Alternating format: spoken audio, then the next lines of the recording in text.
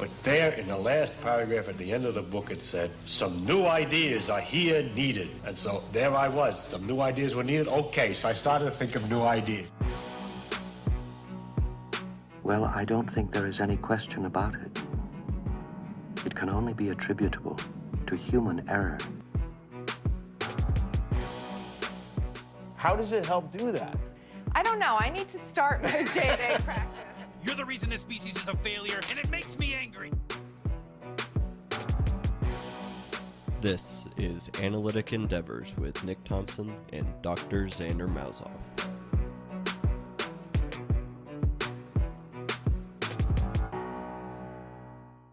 Hey everybody, thanks for joining us. Thank you very much for all your support, downloads, all the ratings, all that good stuff. It is very much appreciated. I'm joined by Xander. How's it going, Xander? Hey, Nick. It's going well. Good. So today we wanted to talk about basic radiation and kind of some of the theories behind it. We were talking about the best way to discuss this, and we kind of landed on a basic refresher course on what an atom is. So Xander, can you tell us what is an atom?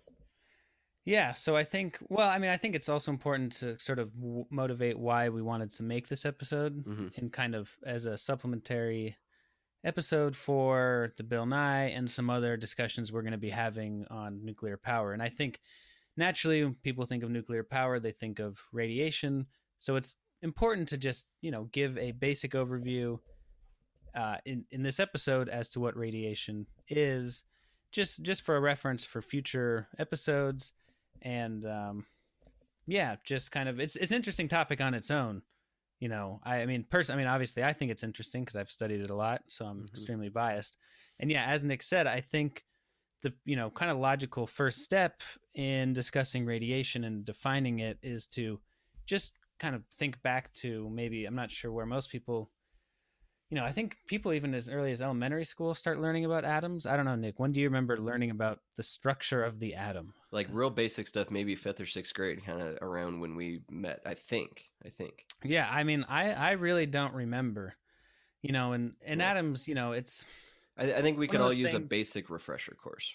Yeah, I mean, even myself, like there's a lot of nuance to atomic structure, and obviously it's entire fields and thousands of pages of books have been written on it. So anyway, but I think we're just going to kind of...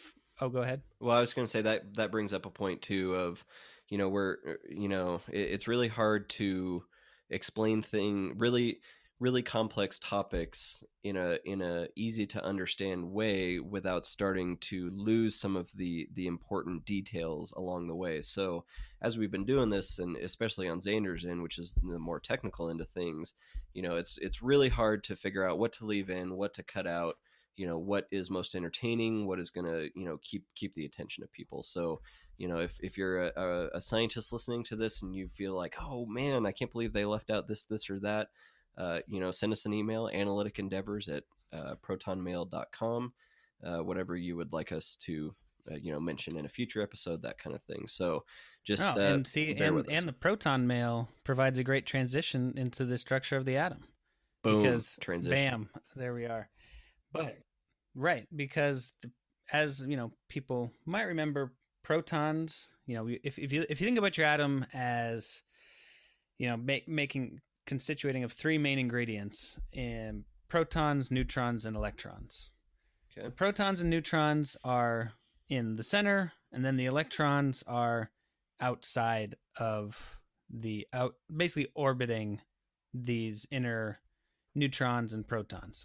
So I already have a question. Are the protons and neutrons like smashed up against each other in the middle of this thing, or are they floating around next to each other? How does that work? Yeah. I mean, so protons have a positive charge, neutrons have no charge, and then electrons have a negative charge. So the protons and neutrons are very large, especially in comparison to the electron, and they're smushed together in the middle, and then the electrons are on the outside. And it's at least stable ones are, the configuration of them is set up so it's that positive and negativity is balanced out. Now, that's a very rough overview of how that works. But yeah, that's kind of in your mind, having this neutrons and protons kind of clumped together in the middle with the electrons farther out is sort of the canonical view you can have for understanding the basics of radiation and Gotcha. nuclear Okay. physics. Anything else we need to know about an atom in regards to radiation?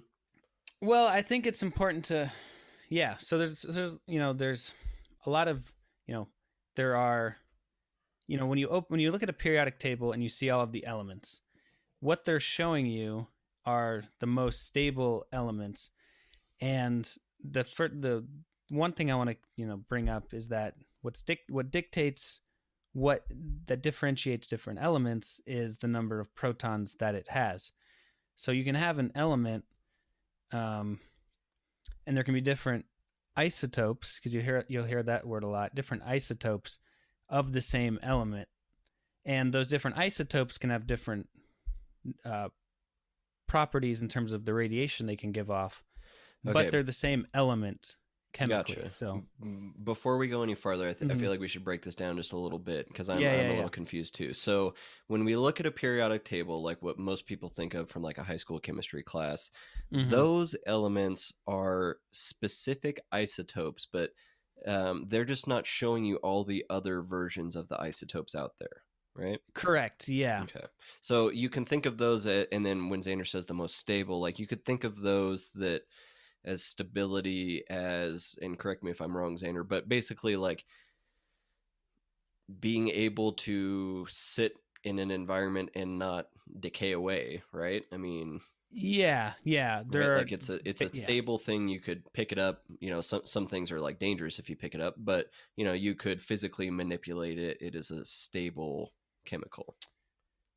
Is that correct or no? Yes. Yeah, that's basically correct. Like you wouldn't want to handle arsenic, right? Like, yeah, I mean things can be poisonous to biological tissues, but that's for that's more on the chemical side. But in terms of so like that's like a big distinction. Like the periodic table is really more useful for chemists because it dictates these stable ones, and in chemistry, in general, you're dealing with non-radioactive elements, and so I think it's important then to point out too that periodic table that you picture from your high school chemistry class really isn't used in the nuclear field. And I did not know that before a couple weeks ago, but to view all the different isotopes that are available for all those things, there is a humongous periodic table out there that you have to scroll through basically on a computer.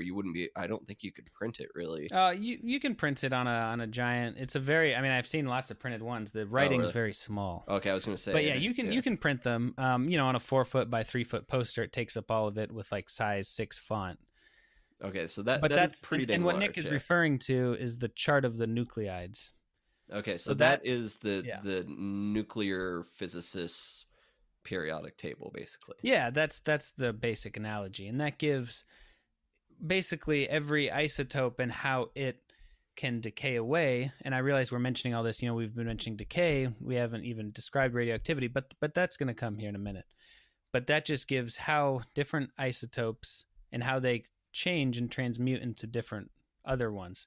And so like just kind of coming back to we said basic structure of an atom, and I mentioned that trying to define basically isotopes right now, and this that they have different numbers of neutrons but the same number of protons, and that's where that other chart comes in. So you need all those other spaces to show all the different combos of the various numbers of protons and neutrons for each element. I think that's why we should mention it for first. each element, because like elements, particularly ones with lots of protons and neutrons, things greater than iron, you can have a lot of different semi-stable isotope.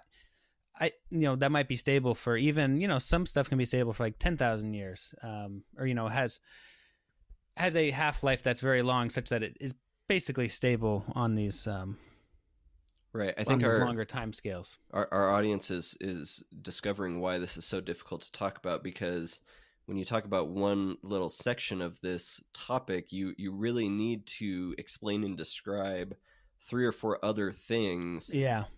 Before you even have the knowledge to really comprehend what's being said here. Like I get lost frequently talking to Xander. So if you're with me, you're in semi decent company. But yeah, so we've got the basic structure of the atom. Just basically trust us that there's all these different kinds of the elements that you're used to with different, and we call those isotopes. Right? Yeah.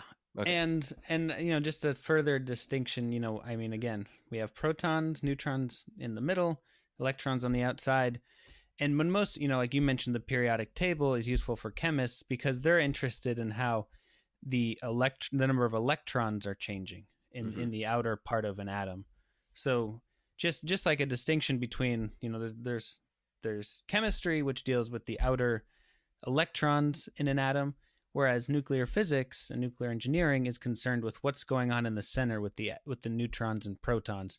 So it's kind of two different sets of physics. I gotcha. Mm-hmm. And so it's just an important thing to keep in mind. People might talk about, well, that thing is chemically this. Okay, that chemistry stuff is orthogonal to what's going on with a lot of the nuclear stuff. So you can say like, oh, well, the chemistry of uranium is, what's that? Orthogonal? Is that what you orthogonal? Yeah. So like, I don't know a direct, like you can imagine, basically like an opposite direction to like a 90-degree directional change, like a hard, like a hard left. Oh, gotcha. Like a drastic change. Drastic change, yeah. Okay. So like, and yeah, orthogonal is just a fancy math word for saying like a hard change or something that's very different, or in a 2D kind of image, like 90 degrees, like gotcha. Boom, like hard left. Yeah, that's probably a good thing. Never heard that, but okay. Or right, orthogonality, a great principle in mathematics, something very deep and profound. Stay tuned for our orthogonal podcast coming up after this. I mean, the concept of, just a side tangent, orthogonality is one of these things that sort of concept is why like Google works so well. Like if they exploit these concepts of orthogonality to solve these giant problems that give you your search results faster. Okay, well, maybe we do need to do a full episode about that. Orthogonality but for now, is one of these topics that's just, like it's also a great word to throw around at, parties where there's huge amounts of losers that are impressed by words. Well, like now all of our listeners can impress those losers with the term orthogonal. Yeah, if you just want to say something's very different than something else, that's it's orthogonal to that. Boom. Learn something new every day. Yeah, I mean, I guess the point is trying to say you can change something chemically, and that can have no impact on the nuclear physics underneath. Okay, so I think we've gotten a few good kind of bullet points out of that. You can the nuclear periodic table, for lack of a better term, or actually, what is the better term? The chart of the nucleides. Chart of the nucleides is like a beefed up, crazy, hopped up on steroids version of the periodic table, and it is focused on the neutrons in an atom, not the electrons like the periodic table, correct? That is, yeah. With that being said, it does describe some of the changes in the electronic structure, but that's not really the focus of it. Okay. Yeah. So let's get back to then what is radiation, because that's going to directly involve what we just learned about atoms. Yeah, so radiation is really basic level is just energy given off from an atom undergoing some kind of change internally. That's just very basic level. Yeah, I mean, did you have a follow? I feel like you had a follow up to that. Oh no, I just when we talk about radiation, it seems like there's kind of two things. It's you remember the movies and people getting irradiated and glowing green and all that stuff, and then you think of like, well, X-rays and cancer treatments. Like, radiation is such a gigantic term that it's hard to like break off a little part of that too and start talking about it. So yeah, it's just it's a vast topic. So I guess why do things become radioactive might be a good place to start, maybe. Yeah. So why do things become radioactive? I mean, there's some really deep physics in that, but things become radioactive basically if those number of protons or neutrons, if somehow you can get another neutron or another proton into that atomic structure, basically that atom it doesn't like being in that configuration. It basically Gotcha. there's an imbalance. It's a like balancing, what do you call it, like a seesaw that's like perfectly balanced, and like you are tilting it, and then it's going to become unstable and it wants to find a new kind of equilibrium position. So if you interject some neutrons or protons into these, it doesn't like that, and it wants to become stable, and it becomes stable by giving off energy. Now, this is kind of, everyone's heard of E equals mc squared, Einstein. Energy and mass are equivalent. So if you're an atom and you've received somehow, we're not going to get into that quite yet, a neutron or a proton is now a part of, like an extra one is a part of your system. You now have more energy because you have more mass. But that might not be a balanced situation for you. You might not like that. And so you want to get rid of that mass. Well, you're actually you can do that by releasing energy. And that is really basic level radioactive decay. Okay, might I make a pretty gross analogy real quick? And Sure. we can definitely cut this out. It's kind of like Joey Chestnut at the national hot dog eating contest, and he's got 76 in him. Okay, and you can picture that as like the atomic weight of Joey Chestnut. Okay, 76. Okay. And then by some means, we're going to talk about this later, but by some means, we're going to interject, as Andrew said, some protons and neutrons, or is it either or is it generally both? Neutrons. Okay, so we're going to interject some neutrons, being more hot dogs into Joey Chestnut, and we're going to put like 4 more in there, so he's at 80. And then Joey Chestnut's body cannot contain that anymore. He is not balanced anymore. He is unstable. And to get to stability again, he needs to projectile vomit those last 4 out. But nuclear energy harnesses like exponential. It would be like if he had thousands of hot dogs in him worth of throw up. Does that make sense? Yeah, I mean, it's kind of sort of it is a gross. I thought you were going to say gross in the sense of not being very precise. Oh, gross. No, I meant like very disgusting. Literal. Yeah, like when I think of gross, I think of just a sort of vaguely described mathematical thing. terms. I'm like disgusting garbage pail kids. Mind. Yeah. I mean, yeah, it's sort of that's probably a good good Is enough that a analogy. Semi-decent analogy. Yeah, I mean, it's just this idea that if you get some more mass, and as an atom, that's not you're not balanced out. You're going to want to give away that energy. I mean, give away that mass, but the only way you can do that is through actually releasing some energy. Gotcha. But how do we make something radioactive? Right. Well, a lot of there's naturally occurring elements that are radioactive. Very slightly. They decay away on there's stuff that has half-lives. Now, so that's the first term we probably want to describe. I was going to say, should we define decay and half-life real quick? Yeah, so decay and half-life are these terms that are used to describe the rate at which an element, basically the rate of radioactivity, so to speak. Okay. So half-life is just the time if you have 10 atoms, like some number of atoms, the amount of time it takes for half of them to decay away. So if you have 100 atoms and they have a half-life of 1 day, and then you just look at that number, those 100 atoms, a day later there will only be 50 left. So that's kind of describing the rate of radioactivity. It's given in this half-life terms. And so you can generally think of something with a very short half-life as being very radioactive, because it basically decays very quickly, and therefore it's decaying quickly. It's giving off a lot of energy very quickly, whereas something with a long half-life is decaying away very slowly and giving off it can give off a lot of energy, but it's over a larger time scale, so it doesn't seem as intense. Gotcha. Okay.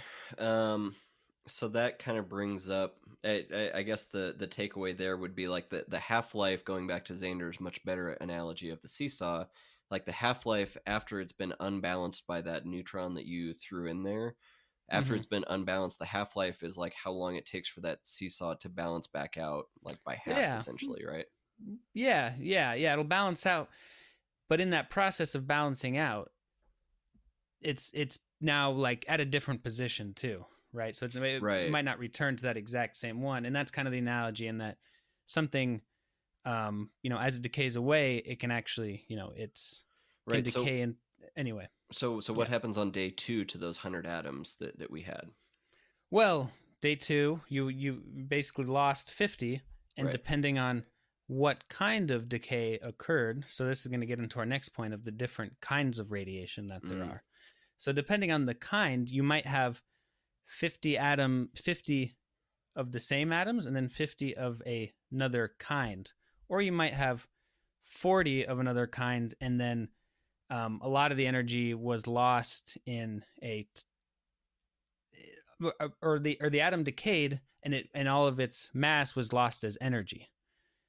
So this is kind of lead into our one of the most important takeaways, I think, from this episode is that there are multiple kinds of radiation. As you mentioned, a whole spectrum of radiation, and it's usually characterized by the amount of energy given off by that particle, or by like in the case of light, a photon.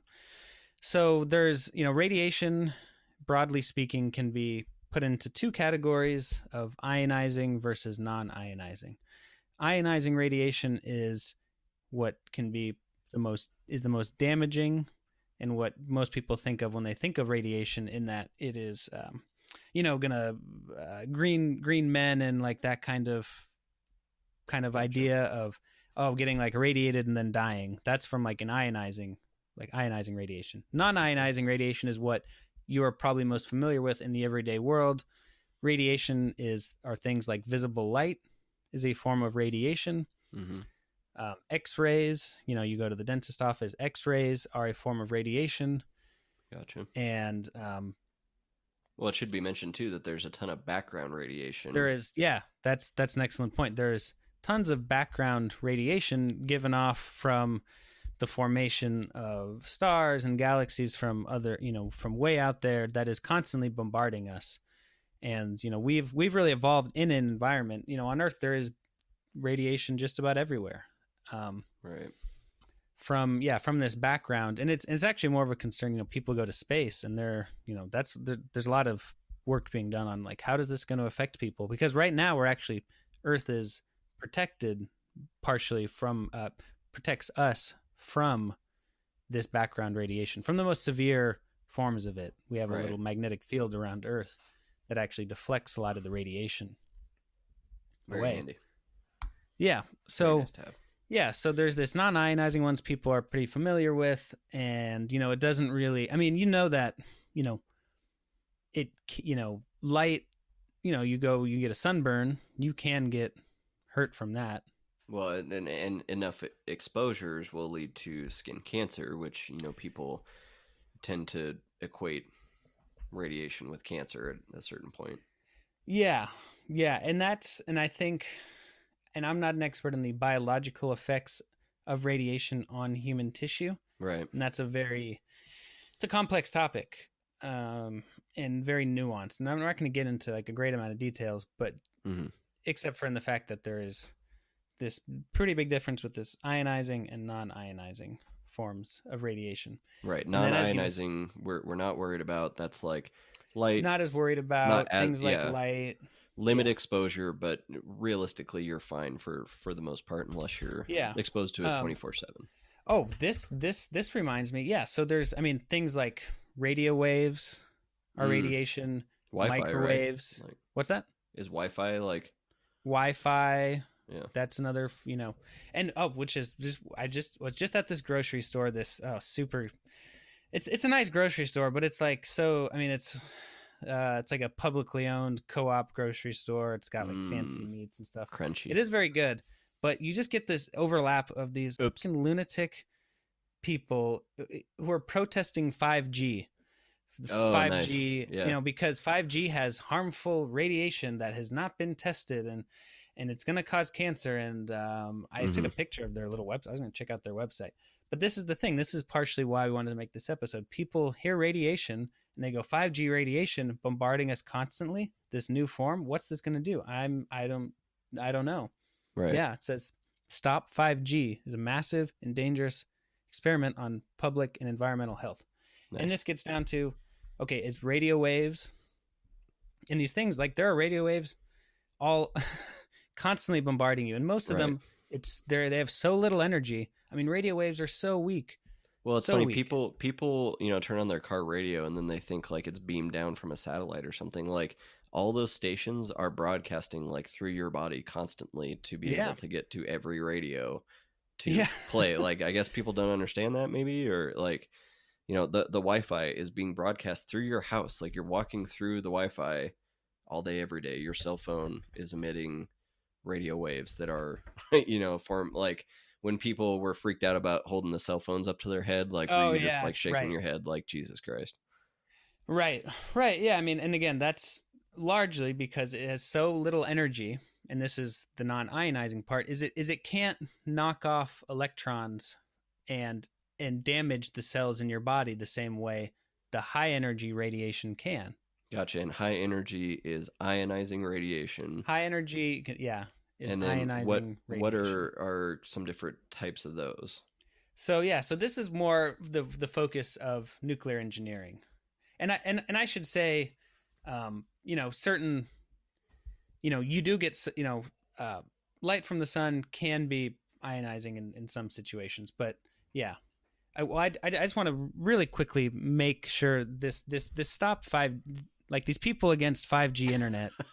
You know, we just got to just quickly. Detour. That is just to make this very clear. Right. Is non-ionizing radiation, and I'm sure it's not going to kill everyone on Earth. Okay. You know, heard it here first, folks. Xander's throwing it down. I mean, these people, they just go on here and they make these claims. There's no scientific evidence to support any claim of 5G safety. It requires significantly more cell towers, which will increase voluntary exposure to wireless radiation in our communities. Wireless radiation is already here, folks. Right. I'm sorry to say. It's already here. And it has been here for a while. Since the beginning of time via the Big Bang, so...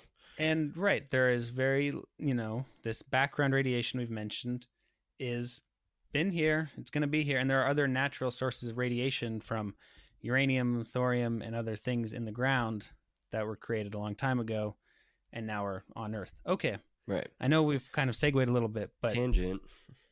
But this 5G thing, these people... Right. Very silly. Okay. So you let's get back to the ionizing radiation. like the bad so stuff ionizing radiation has enough energy that it can actually disrupt your cells and actually damage them. And this is largely what people are concerned about when they say radiation. Right. And there are several key types. There is beta radiation, which is just the emission of an electron. There is gamma radiation, which is basically high energy photons or light. And there is alpha particle radiation, which is basically a helium atom with none of the electrons. It's just like it's a whole bunch of neutrons and protons combined. So it's a pretty big particle that's radioactive.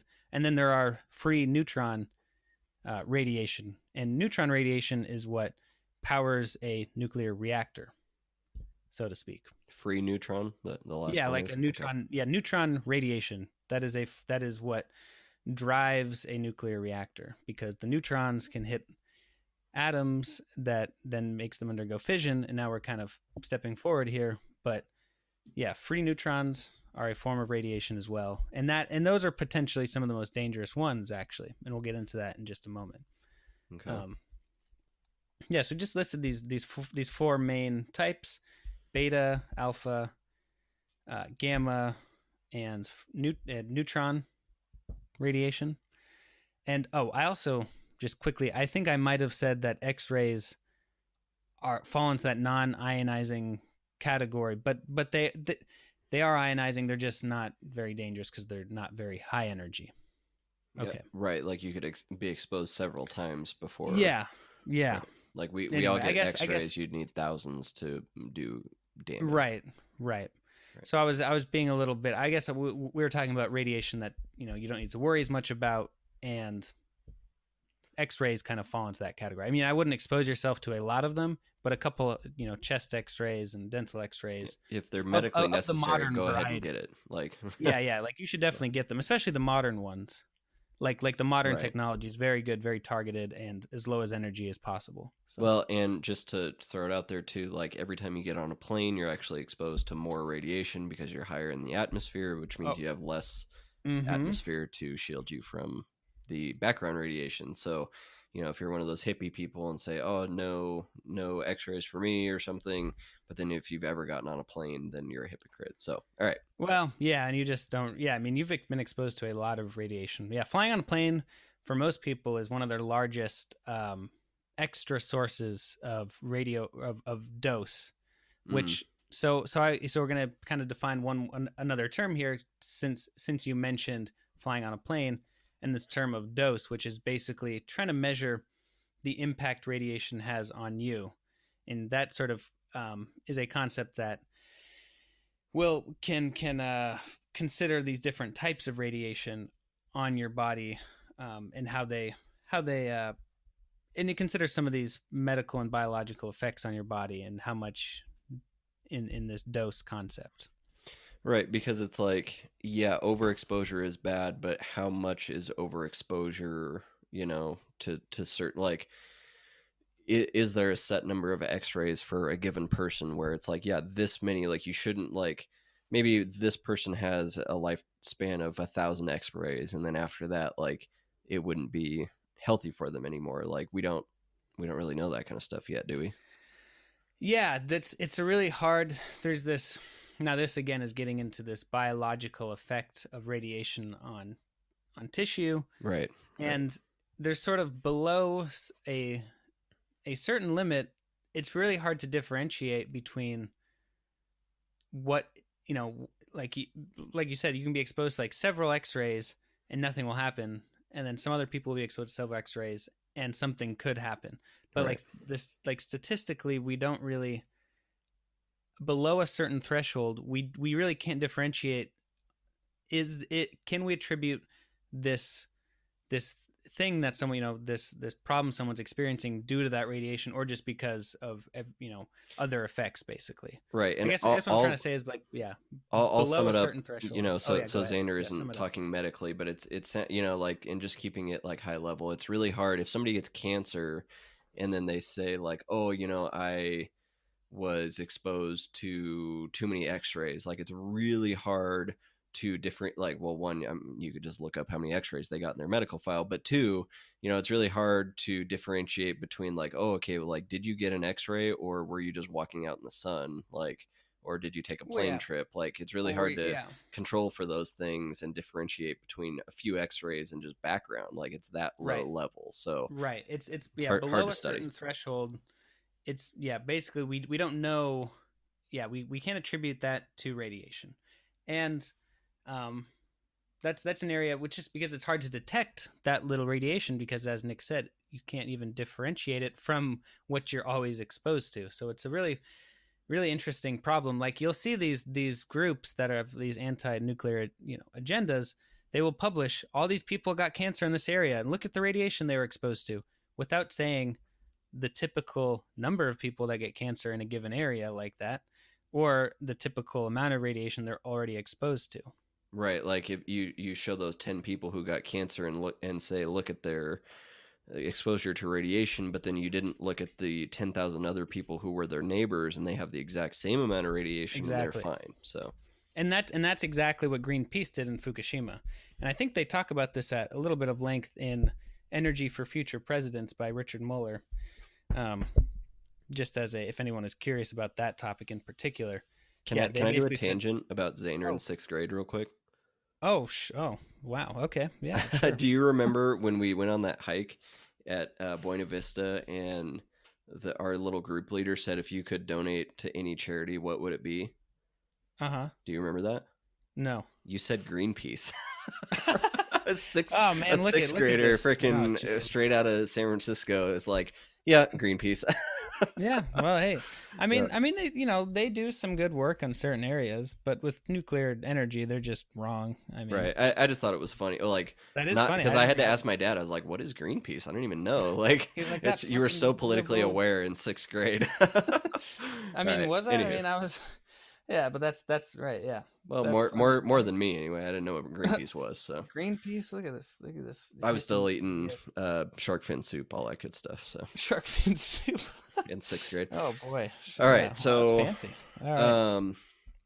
Okay. Do you want to mention anything else about ionizing versus non-ionizing radiation? Do you want to talk about how things like people tend to think about radiation in terms of like catching it, like a virus in a horror movie. Like, obviously that's not true. Do you want to talk about how that works? Or yeah, well, catching radiation. So the only way you could become radioactive yourself, and so how does something become radioactive is kind of one component, and we kind of mentioned this.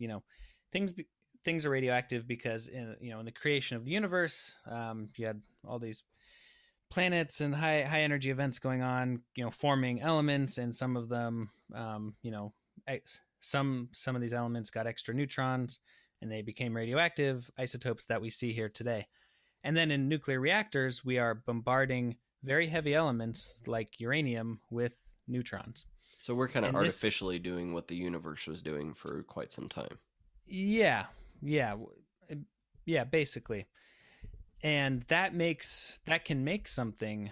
You can basically take uranium-238, which is essentially stable, and make it radioactive in the sense that it will, you can get another neutron, and then it can decay away, giving off some radiation and maybe transmuting into another element that then is radioactive itself. However, like catching radiation, like you can feel the effects of radiation. Like, say you're around a radioactive source that gives off a bunch of gamma rays. It's dangerous for you to be around that. But once those gamma rays are emitted and interact with your body, you will not become radioactive yourself. You cannot then go and, like if I'm around this source, it's a gunshot, not a virus.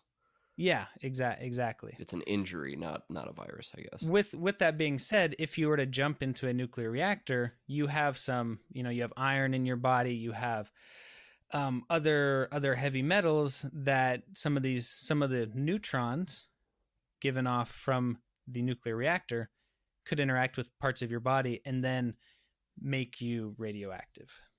Interesting, because I did ask that the other day, like if you could be exposed to so much that your body could actually be radioactive. I would assume that you would be long dead before you could touch someone to then like quote unquote spread your radioactivity. Correct. Yeah. So you can spread radioactivity, but what you're really typically spreading is the element that is radioactive.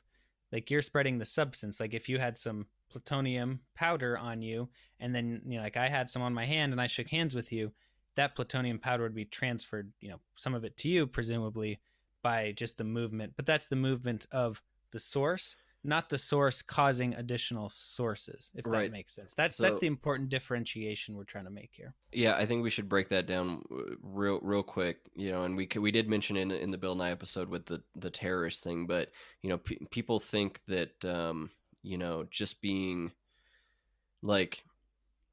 in the same vicinity as something radioactive is dangerous, where really even just moving away from something, like literally just walking away from something, drastically reduces the amount of radiation that you're exposed to. Like if something was just, on your street, radioactive in the middle of the street, like if you walked X number of feet away, you would be fine. You could look at it just fine.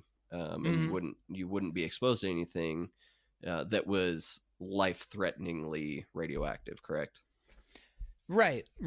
So yeah, so because radiation, particularly things like light, become less intense as a square of the distance you are away from them.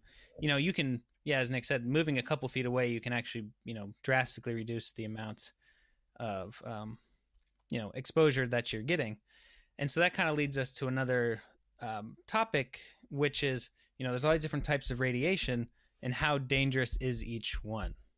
I think that's kind of that's kind of a natural progression here, because most people just say like, oh, they were exposed to radiation, and it's like, okay, well, you should be breaking it down a little bit more.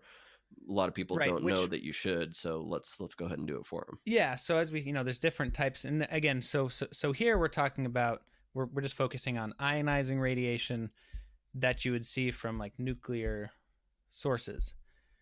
And so things like gamma rays.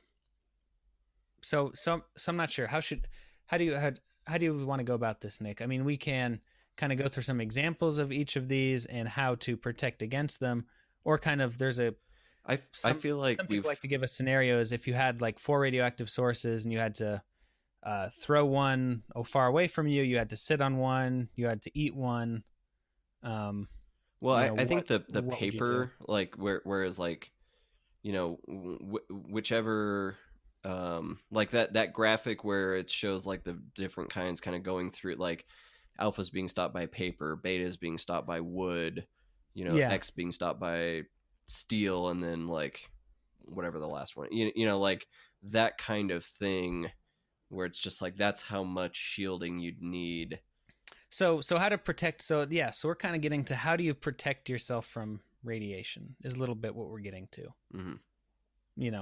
Because that so I guess like how worried should you be? Because people just use a blanket term, radiation, and no one actually understands what it means. I certainly didn't until Xander explained it to me. So when you hear on cable news, let's say they were exposed to radiation, what would you like people to immediately start thinking about? Well, I think it's important to ask what was the source of radiation, and broadly, what types of radiation was this source emitting?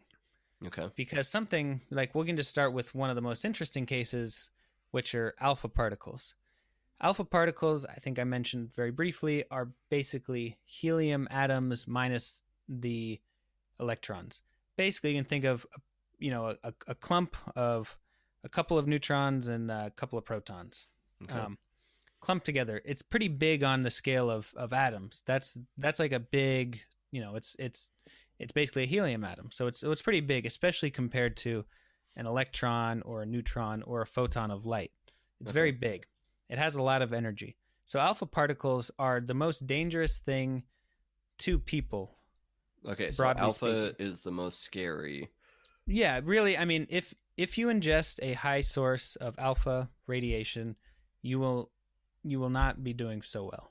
Yeah, most likely. And this is why people are very concerned about plutonium. It gives off alpha particles very strongly. But keep in mind, folks, that he just said if you ingested it. So Zaner, if it was in the same room as you. Right. So if it's in the same room as you, you could have, and that's the interesting thing. It's very energetic, very heavy. Conversely, it makes it very easy to stop. So something as thin as a piece of paper can stop the source of an alpha particle. Oh, interesting. So the most dangerous can be stopped because they're the most energetic, or no, because they're the biggest. Because they're the biggest and most energetic. Yeah. They can be stopped by the like least substantial thing in terms of shielding. Right, because they basically have a greater probability of interacting with the paper or a plastic box, or it doesn't require a lot of shielding material to actually stop these particles. Okay, all right, that's interesting. Even your skin can stop an alpha particle. Like your dead skin layer will stop, generally speaking, alpha particles. Okay, all right. So what's kind of next then? So it's or unless you have something else on that. No, I mean, again, like you said, it's just interesting. One of the most dangerous to yourself is actually one of the easiest to shield against. So if you ever have, if you're posed with the question, do I have several radioactive sources and I have to eat one or throw one away, or I have to sit on one, just you can sit on an alpha source and you'll probably block most, and you'll block it. You won't be damaged by those alpha particles. But if you did ingest it, if you did ingest it, are we talking very bad? Very bad. Okay, so that's interesting Yeah. too. Like the fact that you would have to ingest or inhale in air or ingest in your mouth. Right. So basically, our internal organs Into your don't have the stomach, same protective layer. Even like you said, that dead skin. I'm sure they protect against a little bit, but not nearly enough, obviously. Right. Well, yeah. I mean, so the danger with inhaling them, or in terms of getting them into your lungs or your stomach, probably your lungs, is that they can, once they get into those systems and they're alpha particles are being released from this radioactive source that you've ingested, is they're depositing all their energy very locally to the cells, and there's no protection for those cells. There's no. So it's really a touch it'll just thing. locally damage all of these cells, and quite badly. It'll Gotcha. So just the fact that it's very close to very sensitive cells, that's the danger. And you could put it on your forearm, on the tough skin of your forearm, and that's better even than your internal organ stomach. Oh yeah, much better. Just and I know, again, I don't know all the medical details, but yeah, having some dead skin and having some of the other protective. I mean, your skin is, obviously protects you against a variety of things. So just that level of protection, those cells obviously can handle a bit more. I mean, I guess I'm not sure if that's entirely correct, but that's my general understanding. Okay, yeah, I think that's close enough anyway. So you wouldn't want to inhale an alpha particle source, but you could generally be fairly close to it and be fine even with just your skin. Correct. Yeah. Okay. So what's next then? The next, I would say, heaviest, beta particles, which are just basically electrons. They can damage you as well, but they don't travel very far. I guess on Earth, where there is still air. These electrons interact with the air, so they only travel a couple, several feet in air. So you could, as Nick, if you're in an area where there was a high beta source, you could basically just walk away from it and you'll be okay. Or some wood would be okay, and it can penetrate skin with because it's smaller and cause some damage, but you can just kind of get away from it or put up some wood, and you'll pretty much be so if you weren't relatively near it, you're okay. Yeah, basically. Okay. So basically just getting away from it, because especially on Earth where there is like to us it looks like there's nothing in between, but we all know there's air around, so that actually does provide some shielding.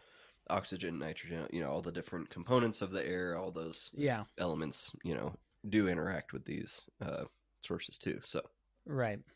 And then there's, we talked about gamma rays, which are just high energy photons, and those are tricky. So those, because photons are so, I was gonna say so light, they, but photons are, they can penetrate through things very easily because they don't have any mass. So they're harder to shield. So if you had to, protect yourself from those, so like radioactive source just sitting in a room, the gamma source is going to be one of the most dangerous, because those can travel through it can travel through skin. It can travel through your whole body, actually, and not interact with anything. So those require really the most shielding in terms of something like concrete or lead. And that's like X-rays. X-rays are sort of like the baby gamma rays. So that's why you put a lead shield around you, because lead is very dense and it will knock off, it'll either capture or scatter some of those X-rays away from you. Lead also works to shield gamma rays because it's very dense, and there's a greater chance of that gamma ray interacting with some of the lead and, you know, basically stopping it or scattering it away. Gotcha. So what was there one more type of radiation? Well, I think neutron radiation, which is a very rare form of radiation. There's only I believe californium gives off several neutrons in its decay process, and you can find californium, or you could get access to that. Like, it's a pure neutron generator. But yeah, so neutron radiation is what drives a nuclear reactor. However, with that, you know, and it's just it's a very rare, you know, you really only see it in nuclear reactors or from the byproducts of things that have been inside of a nuclear reactor. And neutrons are dangerous because they're hard. Well, one, they're hard to detect because they're neutral, and they can travel through a lot of they require more shielding. Gotcha. Because they're neutral. So like, you don't have, you know, the same, you know, electronic or nuclear forces have a harder time interacting with the neutron because it doesn't have a charge. So like, when it's traveling through something, most elements don't even know it's there. I'm trying to think of an analogy here. I mean, it's just, yeah, it's like in a big crowd, right? Like little kids are small and no one really notices them, and they can just drive, you know, they can just run through crowds. Like, you'll see a little kid, you know, just running through a crowd because they're small and no one notices them. Like, they can just kind of zip through, you know. Whereas, like, if you're, you know, a linebacker for the 49ers, you're big, and it's, you know, people are going to notice, and, you know, it might be harder for you to, like, get through a crowd unless you just push through anyway. Right. So that's kind of the analogy. Like, neutrons can travel really easily through a lot of materials. So they're dangerous in that respect, because they can have a good amount of energy. So there's a spectrum of energy for neutrons as well. And yet another thing we have to learn to understand this topic, people. So I'm right there with you. So like once there's all this radiation, all these types of radiation, then you get to neutron radiation. And that is basically the study of nuclear engineering. Is you have a variety of energies of neutrons. How do those interact with materials, and how do we engineer the amounts of uranium and other sources to sustain nuclear reactions and make power from that? So there's a whole spectrum of energy of neutrons. I mean, you know, it's really complicated, the interaction of neutrons with matter. That's a whole separate area, and that is basically, in a lot of ways, the study of the main focus of nuclear engineering is neutrons, their energies. How does that affect those interactions with materials? It's very complicated. So I mean, it's so complicated. Our actual physical models of this process really break down in certain situations, and we really don't fully understand how it all works. We observe it, but we don't understand nuclear forces and the strong and weak nuclear force super well to explain how neutrons interact with material perfectly. So it's a really interesting area of research. Anyway, I know we just kind of digress a little bit, but the point is, neutrons are a dangerous source, but it's very likely you'd ever come into contact with a source, a radioactive source that gives off a lot of neutrons. Very unlikely. Very, very unlikely. Yes, unless you work at a nuclear power plant or are dealing with radioactive detectors or something like that. Gotcha. Okay. All right. Anything else you want people to know about radiation and what it can do and that kind of thing?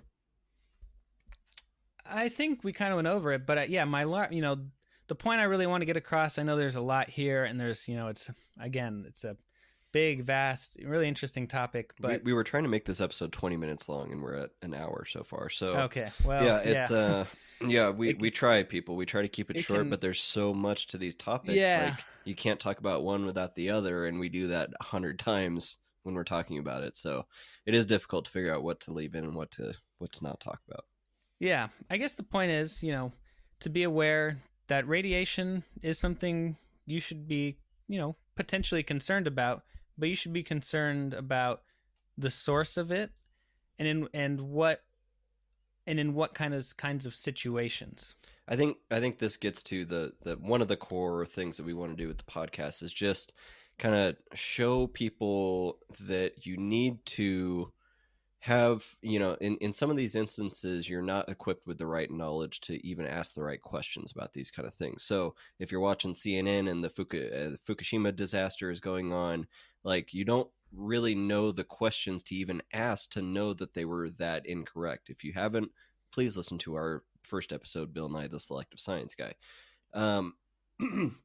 It goes back to if you read the papers, or if you don't read the papers, you're uninformed. If you do, you're misinformed. It's really hard to know what questions to even ask about things without being really well versed in a specific topic. But, I think one of the big takeaways for me in this is anytime I hear the word radiation in any like media source, I'm going to instantly want to know, like, okay, what was the source? What was the type of radiation? And, what form did the source take? Like, is it particles, little itty bitty particles in the air? That's really, really bad. If it's like a hunk of thing in a lab, then I'm not really that worried about it. Right.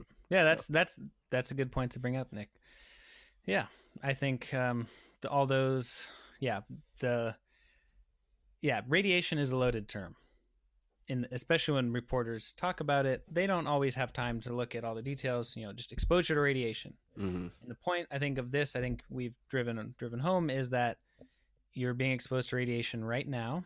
Some of it is a little bit harmful, potentially, sitting out in the sun too long, but a lot of it is totally harmless. Radio waves, your cell phone, 5G, right? Your microwave that you're microwaving your food in. People seem pretty fine with that. And I actually remember this teacher talking about the dangers of microwave food, and she thought she was, I think, talking about, well, microwave food is really bad for you because of the microwave. Well, no, microwave food is bad for you because it has insane amounts of processing done to it to make it last for so long before you put it in the microwave, not because of the microwaving process. Right. If you put a cooked chicken cutlet from a good farm in there and microwaved it, like, it would be it's fine. That's not going to make it all of a sudden unhealthy. Right. And it's not making it glowing green radioactive either. Like, that's different. And the thing, so most people associate radiation with this glowing green man or something to that effect. And something, you could get irradiated to the point where you could be hurt. You probably won't glow green.